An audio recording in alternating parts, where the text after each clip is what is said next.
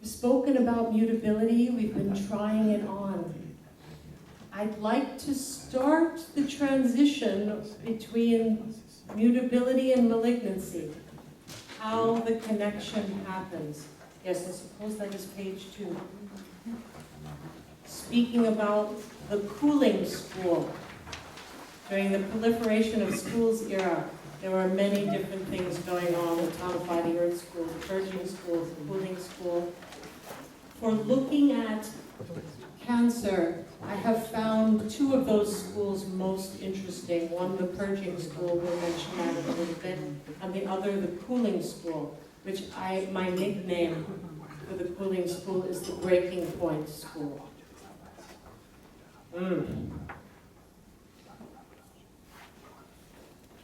The theory of the Cooling School is that illness is caused by an inflammatory response to life. There is life, and there is us. And when life is not going the way that we want it to go, we say, "Urgh!" And this causes heat. This is friction. When we get frictive with life, there's inflammation. And that inflammation is the beginning of illness. And the teaching of the Cooling School is that instead of becoming frictive with life, in all the moments where someone else took the parking space, instead of becoming frictive with life and causing inflammation, the Cooling School teachers say, become different. Kind of a mind-blowing concept. Become different. Don't just act different. Become different. When in conflict with life, let life win. This is not an easy thing to become different. I mean, give it a try. Next time you don't like how it's going. Oh, how can I not just think positive and slap a veneer over it? How do I become different? Given that I still have the same yuan level. I have the history of what's been moving in my yang. And I may have my prickly impact armor up in the way level. How do I become different? This is one of those questions that, if you let it start to work its way through, is a valuable question. How do I become different? There were herbal formulas. I mean, I can show you herbal formulas for becoming different. They tend to have a lot of minerals, actually, in them. I'm not sure why that is. But anything that we can do with herbs, we can do energetically as well. How do I become different? Their methodology, how they speak about it, is feng shui. Not feng shui like where do I put my house, where do I put the furniture in the house, but literally wind, water. As symbols of mutability.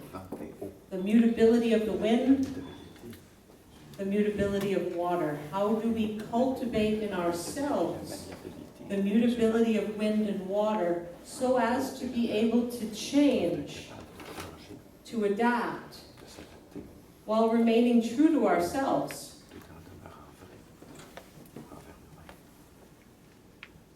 And yet no longer in conflict, no longer frictive.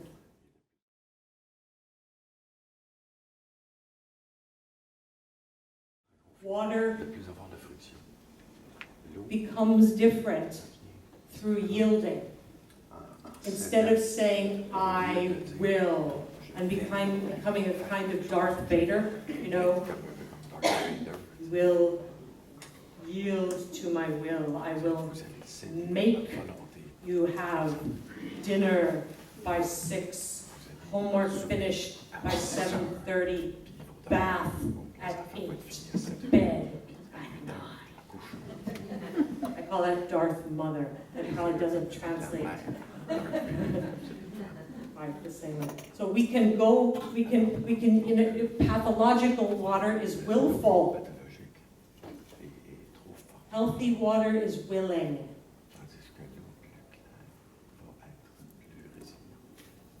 Healthy water and the healthy will, Elizabeth Rochat de la Vallée says that the nature of the will is to preserve the continuity of our being through all phases of birth, maturation, and decline.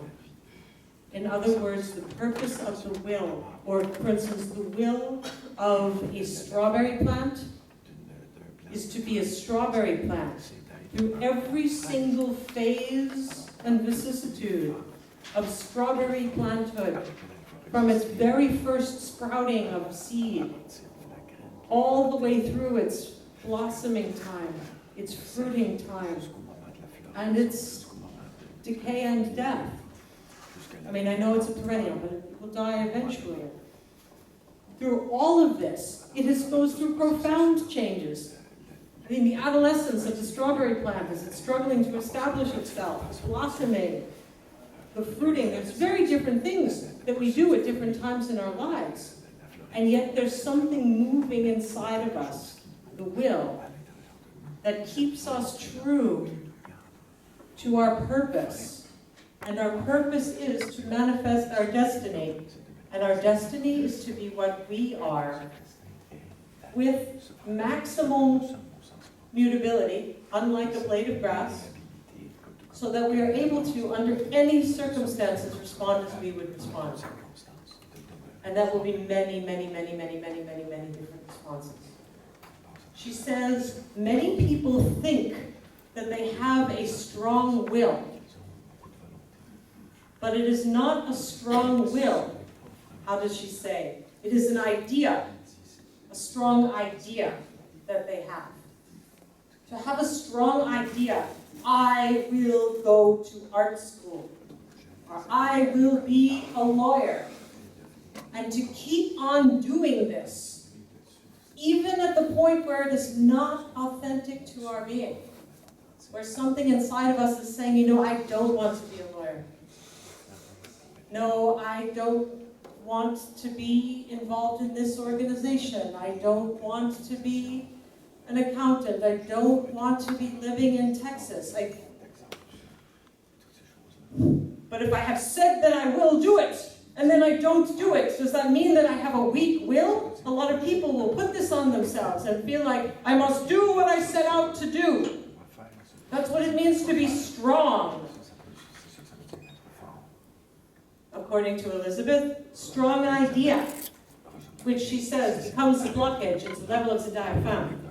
That there's some disconnect between the heart and the kidneys because of this very strong idea. It is very important to understand this has nothing to do with the will. A strong will would say, I am quitting law school now. This is not part of the authentic continuity of my becoming. It's not right for me. I am not going to kid myself. Now the yin and the wei level may say, okay, but let's get to the end of the semester so that my financial aid won't be all screwed up and da-da-da-da-da. That's not kidding ourselves. That's using the mutability of the other layers for strategic reasons. But there's no kidding myself. I know I'm leaving Texas. Or I know this is not right for me. I'm not sticking with something that's not right. That ability to stay with that journey makes it much easier for the will to be yielding in the ways that it is healthy for it to yield. You will notice that when a river is flowing, it's flowing to the ocean. The deep will of the river is to return to the ocean. That is its destiny. Through any landscape, that's what it's doing. Through forest, through meadow, through concrete banks. It's heading towards the ocean. The terrain is less important than the fact that it's always heading towards the ocean. And you will notice, you will not see a river stop in front of a mountain and say, I'm going through. It says, oh, a mountain. How about if I go several hundred miles out of my way? And then, all the time, through that whole process, I am heading for the ocean. An interesting attitude to take around, say, someone else getting the parking space. Right? It's lovely in theory. However, we're running late. We want to get to the lecture at the conference. We saw a space. Somebody else took it. Way level, frictive with life? Hey, I don't want to come off automatic. Way level breaking point is when we get to this place of, wait a minute, I had a plan, I had something I could go on automatic with. Park and go in, right? It's automatic, it's all pre-programmed. Now I have to come off automatic? Arrgh. I'm on my way to the conference. Larger than that, I'm on my way to my life as an acupuncturist. Larger than that, I am fulfilling my destiny as a healer. Larger than that, I am being what I am and I'm giving what I'm here to give. Okay, yield. Someone else took the parking space. It isn't really taking me off course. Not really. The lack of a parking space cannot take me off course. It cannot. I'm headed towards my destiny of being a healer anyway. So, we yield. And that yieldingness of water, we stay on course and we go somewhere else. Maybe it's something larger. Maybe, God forbid, maybe actually I get in a fender bender with somebody in the parking lot and the cops show up and it becomes a whole big scene and I miss the whole morning lecture. Here's yet a deeper level. Either to become frictive with life. Can you feel it inside? It's like, guess I'll create some inflammation. My will is to get to that conference. Arrgh. And when life does not respond to my Darth Vader impulse, I burn. Or, okay, time to become different. Time to yield. Where's that one coming from? Can we make it stop? Yes, I would like. Okay. Peux-tu mettre le téléphone sur la vibration, mettons? Time to become different. Faut que je sais. Elle apprend vite quand elle fait la rivière. Are there things I should know about that? Ou la branche de bacon. Oh, I can hardly wait to get to the last time. It's the French meal. And I yield. This river is heading towards being able to speak and understand French well. And if it must go around a few conversations without understanding what they are, rather than become frictive, I yield.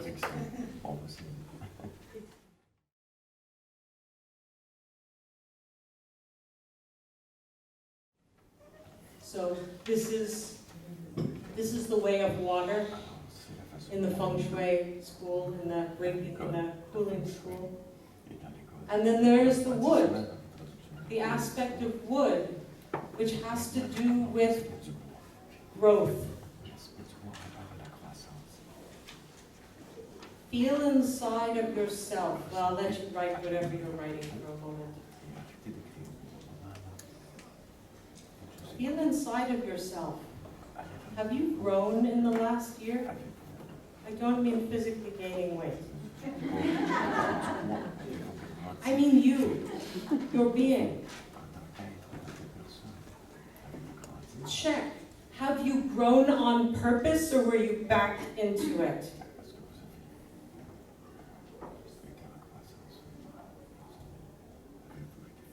Where in your life are you actually living, setting out to grow?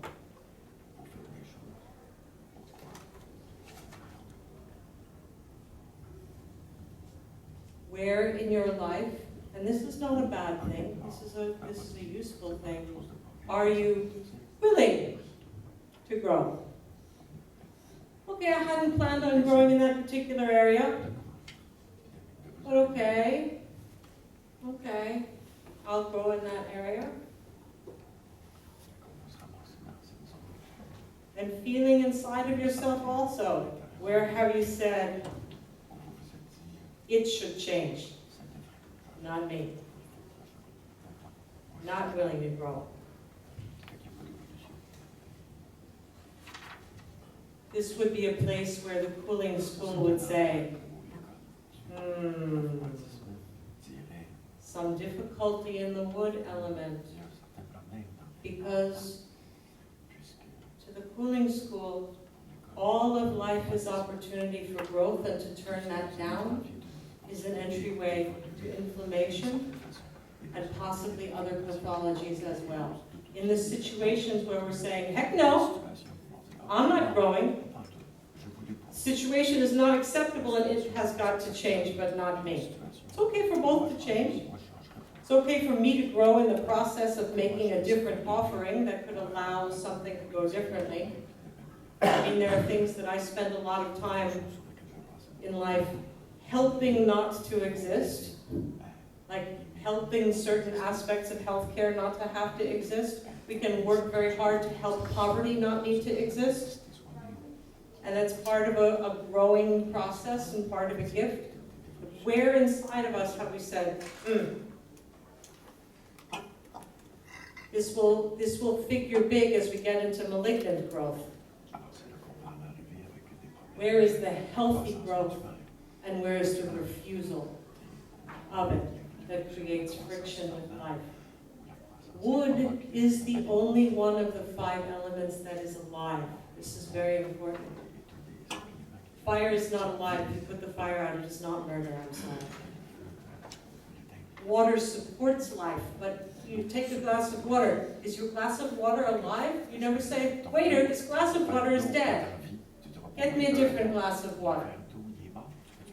And the earth is a matrix for life, but also we don't get a bag of potting soil and say, this potting soil is dead, I'm bringing it back. Nor do we say, oh look, it had a baby.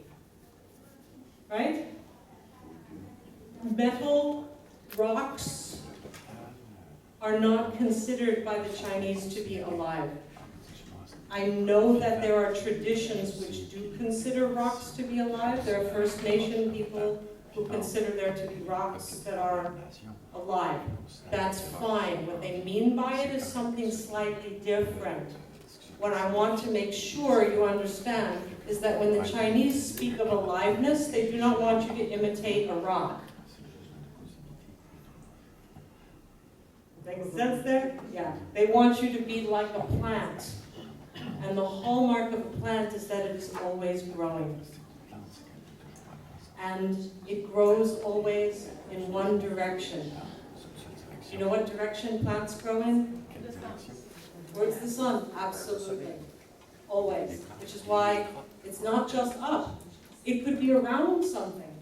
Wherever you need to go to get to the light. Like that river that is always heading to the ocean, the plant is always heading for the light. Something's in the way, okay, we grow around. So we need to look at it ourselves for the prevention of inflammation and friction in life. How willing to grow am I? And when I'm in a situation that could be conflictual, could it instead be creative? I call it the virtue of wood is constructiveness. See if you can feel in yourself some place in your life where there's a bit of friction and where you are aware of your wood element as saying something along the lines of grrr. Finding that, feeling that in your body, how that is. And not denying it. Bringing it into service of the heart, which is another way of saying growing towards the light. The moment wood is growing towards the light, what that means inside of us is taking this energy and putting it in service of the heart. The question we can ask ourselves, each in our body, in our situation that we're thinking of, is the question, am I willing to be constructive about this?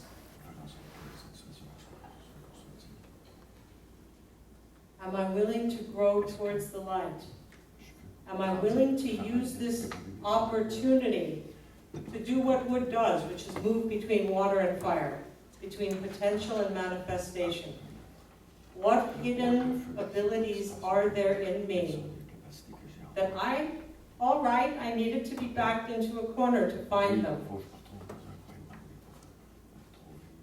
Plants grow towards the light, but they grow from the dark. It's the dark side of the plant that is growing. The part that's in shadow. We grow from the dark, we grow towards the light. So healthy wood is saying, okay, there it is. The situation. It feels static at first because I'm not willing to change.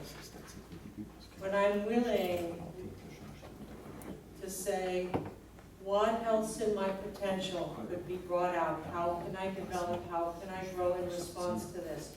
Maybe that will allow me to prevail. Maybe it will not allow me to prevail, but I will come out of it a better person. I don't want to sound as though being virtuous will cause you to get whatever you want in every situation. You may be very virtuous and developing all your fine, healthy abilities with your water and your wood, and the situation still comes out crummy. So please don't think that I am saying you can get whatever you want, just do it this way. What I am saying is you up your odds of good resolution, but you guarantee your own health. That's worth a lot in a life that has many episodes. It means that even if we don't do so well in this situation, and we end up losing the job anyway, we've grown. That's not quite so bad. It's good enough for health and taking the next round from a better place. Making sense? Yeah, good.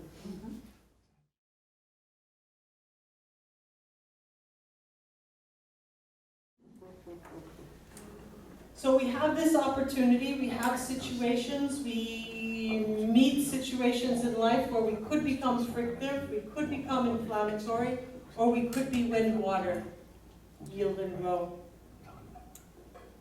Or there's of course the third option, which is to have a deficient response and just kind of collapse and say, oh, well, yes, I'll go back home.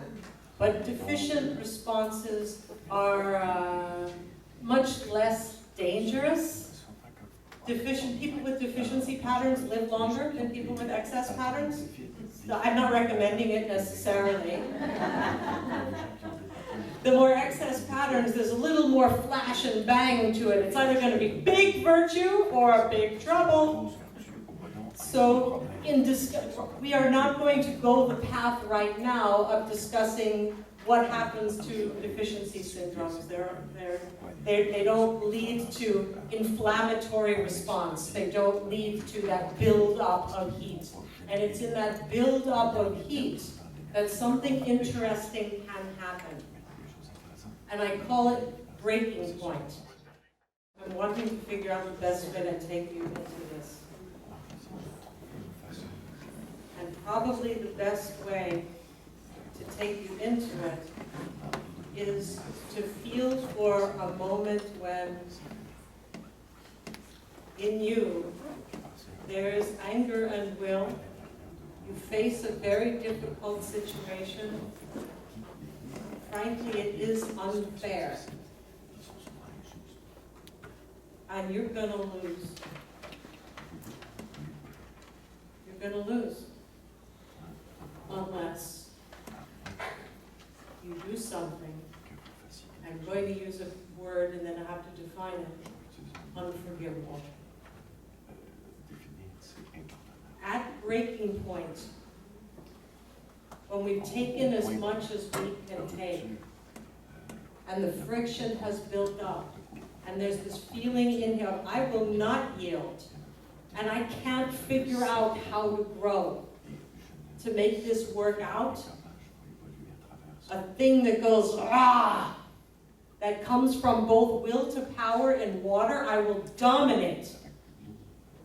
And also that same kind of, it's like dominance in water and aggression in wood.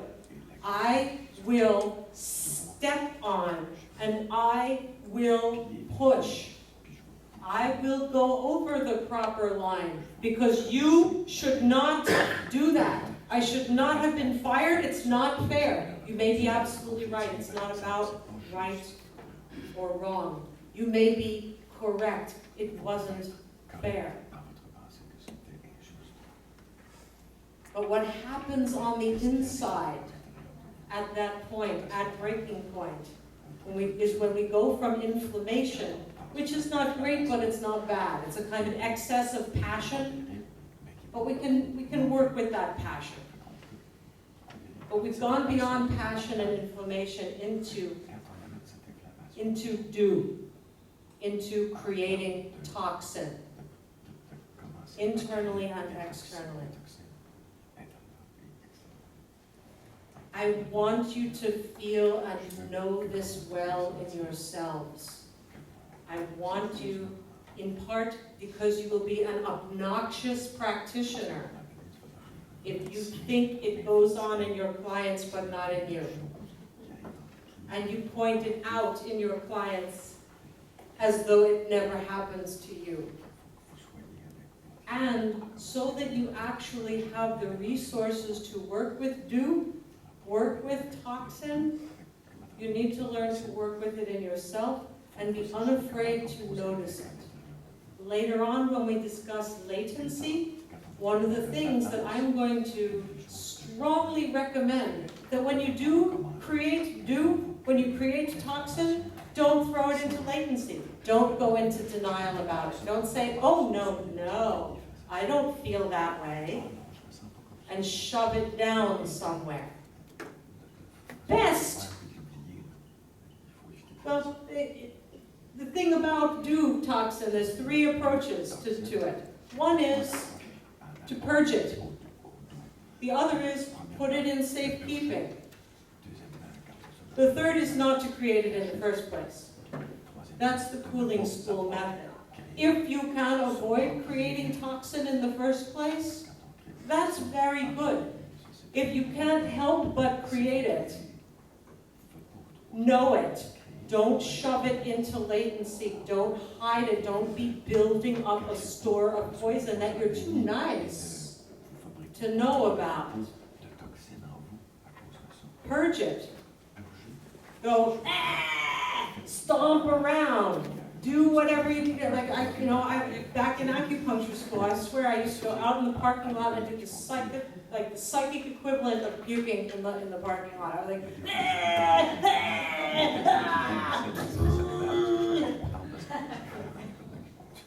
do what you need to do to get it out of your system. Not, in the right time, in the right place. We have toilets on a physical level for these kinds of things, and there are times and places for purgation of toxin that we have accumulated. Take the responsibility. Qigong is wonderful, but I have to tell you, throwing fits is really good too.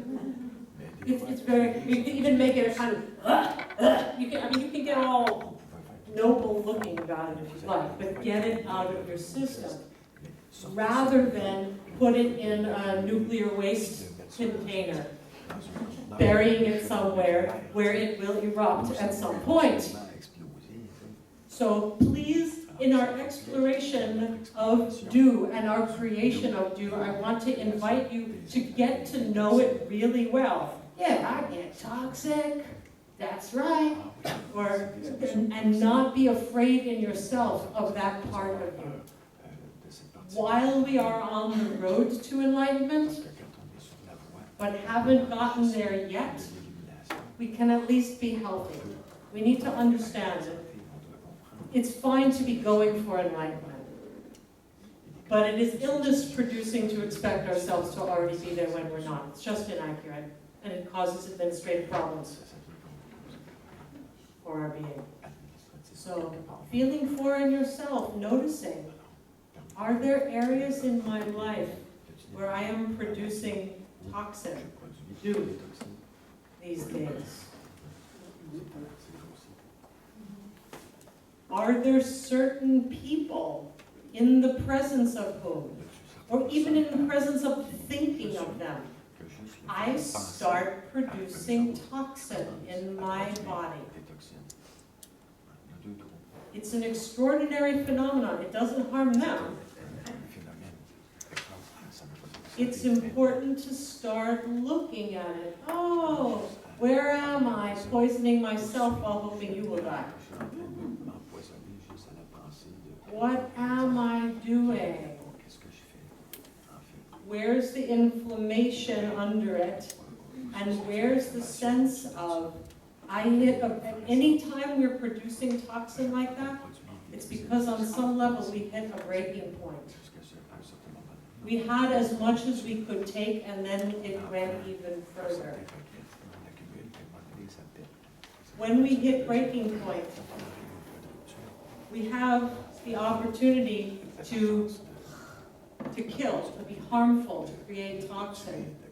Or we have the opportunity to, in a sense, die, or be mutable, or become different.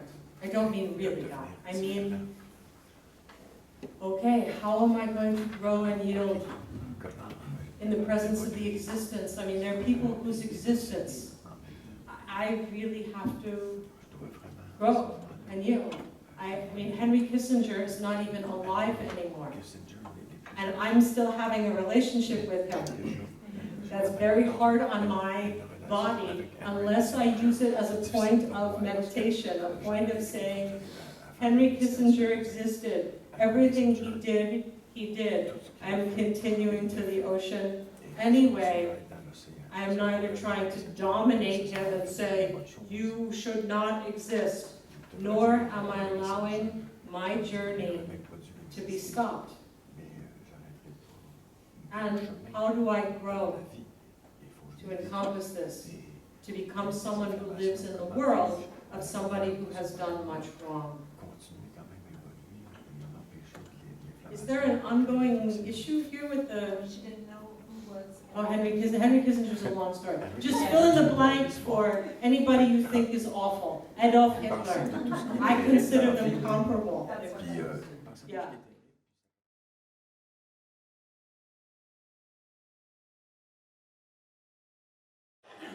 We talk about evil. Xia. There's two kinds of evil, the internal and the external kind. Xia, external evil, is a thing with teeth about to bite you. The character shows this. It's a thing with that teeth, it's going to bite you. This is not a teddy bear. It's something to take very seriously. Evil. It's going to bite me. It will harm me. Hey, something's going to happen. So we're discussing things with teeth that could bite us. It's a very different medical category than excess and deficiency. It's a very different medical category than liver invading spleen. Oh, could you go further away from me? Because I'm listening to you. Like sit in that chair.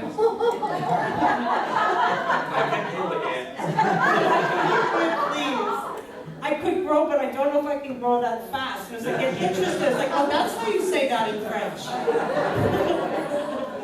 It's too interesting. Yeah. Okay. Yeah.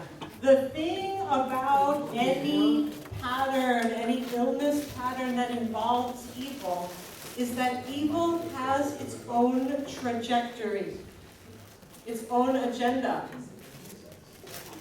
It's not the same as just spleen qi deficiency. You can get to that later. Or dampness accumulation. If you have one more Twinkie, it will get a little bit worse. But if you don't have that other Twinkie, it'll still be there, but it doesn't have progressive, corruptive, and dangerous consequences. Pneumonia, on the other hand, will kill you. So we're talking about things that can kill you, things that can kill, and it's not just can kill you like you've eaten so many Twinkies that you've given yourself diabetes. You stop eating the Twinkies, it stops getting worse. Once something that is gunning for you enters the system, bacterial meningitis, you can't work on it tomorrow. And you can't just sit and meditate, and you can't just tonify your uprightness. There's when someone has a pathology of an external evil, yes, you can tonify somebody's uprightness, and it will be helpful because it will allow them to actually go to war. To say, you don't belong here.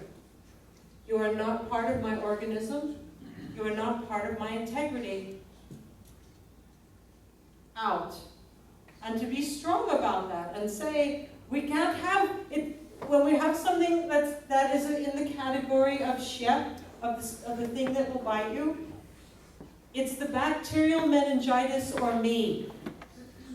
We can't both live in this body. It's not going to work out.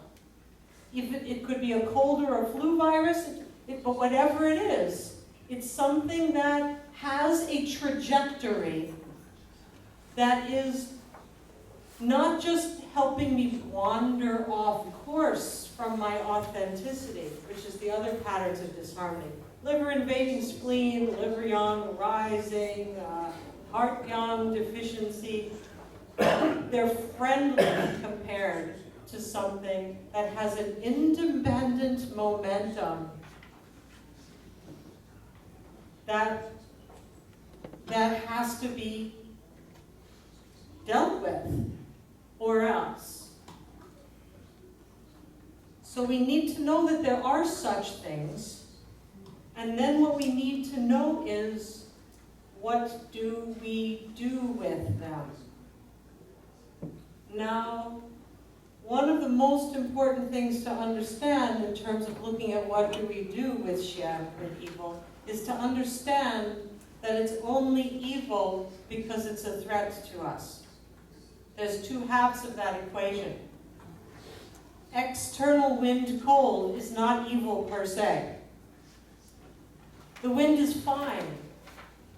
The wind itself is a fantastic part of our lives. So you think about Dew 16 and the enlivening influence of wind that makes our brain sparkling and dancing and vibrantly vital and engaged. Wind is change.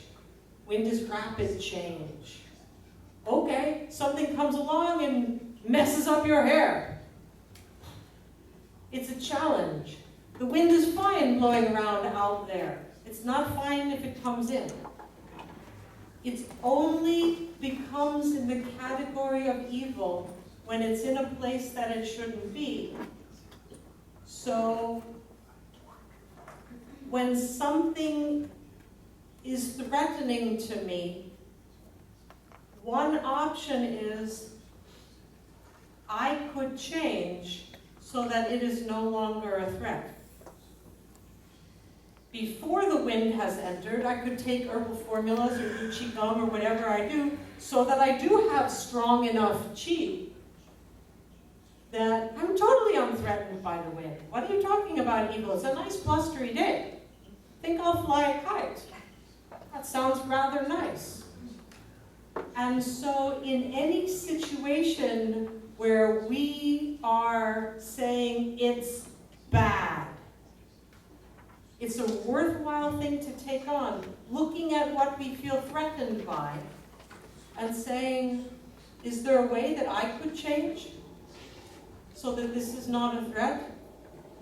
So that I don't need to make it evil? It might just be a challenge. It might be a heck of a challenge. It might be a big, big challenge. And the degree to which we will need to grow and change in response to it may be huge. But if it is simply a challenge and not a threat, then I don't have to make it evil. And I have no temptation to start producing doom in myself. Making sense?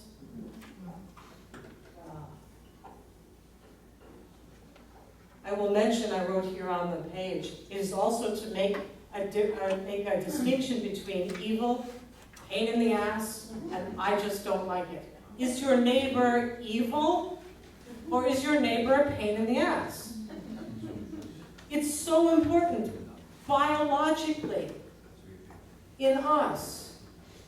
And we may not necessarily use the word evil in how we respond to things that we are feeling threatened by, rather than being willing to be mutable and grow and change. We may not say, my neighbor is evil, but biologically we may be saying it. We may not be saying, that other country is evil. Oh, we're far too nice to say that. But biologically, that may in fact be the statement. In just certain moments, every now and then, we may be saying, my husband is evil, my wife is evil, not in words, but in biology. It's worth feeling for in yourself. What is the feeling of looking at someone or something and feeling that hardening of position? Saying evil is too old-fashioned. But biologically, it has not gone out of fashion at all. So we look at that. Oh, I'm hitting my breaking point of mutability, of resiliency. Here is a challenge that I do not think that I can survive. Let's therefore name it evil, because it is a challenge that I don't think I can survive. And things can unfurl in some ways from there.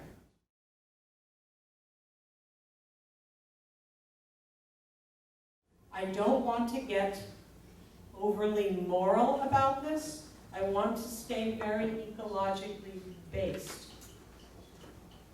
I want to really keep looking at physically, how does calling something evil, whether or not we use the word, change our relationship with it? And how does that change what we consider to be our next step? Because the minute we called something evil, or called a country evil, or called our husband or wife evil, even if we didn't use that word, but it happened anyway, what do we now feel justified to do? What kinds of behaviors are we likely to engage in against evil that we would not engage in against I don't like it, or even pain in the ass, right? This is a dicey thing to look at in ourselves, because often that sense of threat is used as justification for what I'm going to call unforgivable behavior.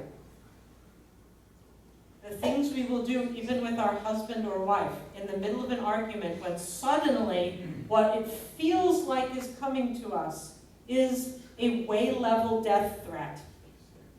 And when I say a way-level death threat, What I'm talking about is what in other traditions may be called petty ego death. Oh, you're threatening my ego. Oh, you're threatening my identity. Oh, you're threatening my plans for Thursday. Kill or die. Right? It happens every day, many times. Again, the more we can admit to this, the less obnoxious we are when we notice it in others. How many times a day do we engage in ego death level hostilities?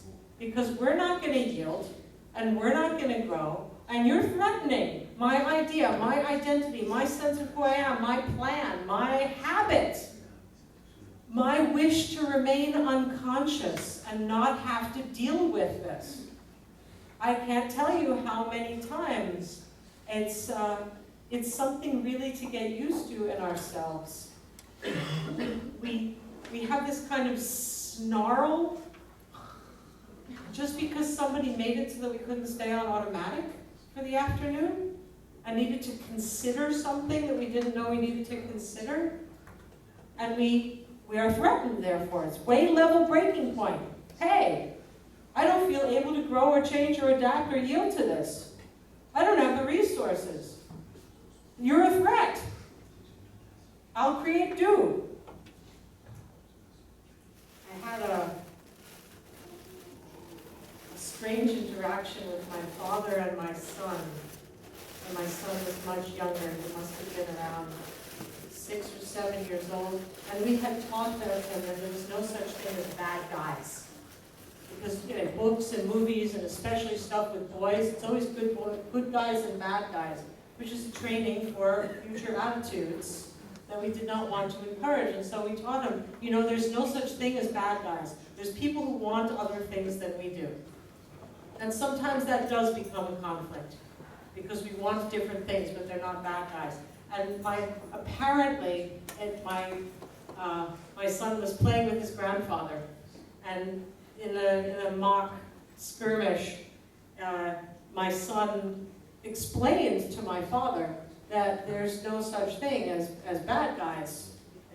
There's only people who want other things than we do. And my father was very upset and came to me and said, "What are you teaching him? There are bad guys. You have to watch out. They'll harm you. It's not okay for you to teach my grandson that there are no bad guys. You're going to make of him some kind of sitting duck. It's not okay. There are bad guys." And we had to have quite a negotiation at that point. Note, I could have been threatened, and the moment I was threatened, he would have been evil, and I would have started creating do. If I could let go of that and say, okay, I'm going to flow with this and grow with this. We had a discussion in which we came to the place of being able to say, there are really, really dangerous guys. And you do have to watch out for them. And here on the Ying level, where we build our flaming monuments to the places where there was danger, we were in fact betrayed or whatever, or at least we call it betrayal, when what it turns out is that the other person had different needs and desires than we expected. And if we make the enemy of them, toxin brews in that mass. And if we don't make the enemy of them, then we need to live with our pain in a different way. And we may actually feel the pain more. That's the booby prize. However, we don't feel it forever. The building of a flaming monument, that is not conducive to healing. Saying, this is not betrayal and I don't hate you, but it felt like it just about destroyed me so badly that I don't know how to recover from this. I don't know how to yield and yet still be what I am. It feels more like collapse and breaking. I don't know how to grow because I don't know what resources I have to bring to this.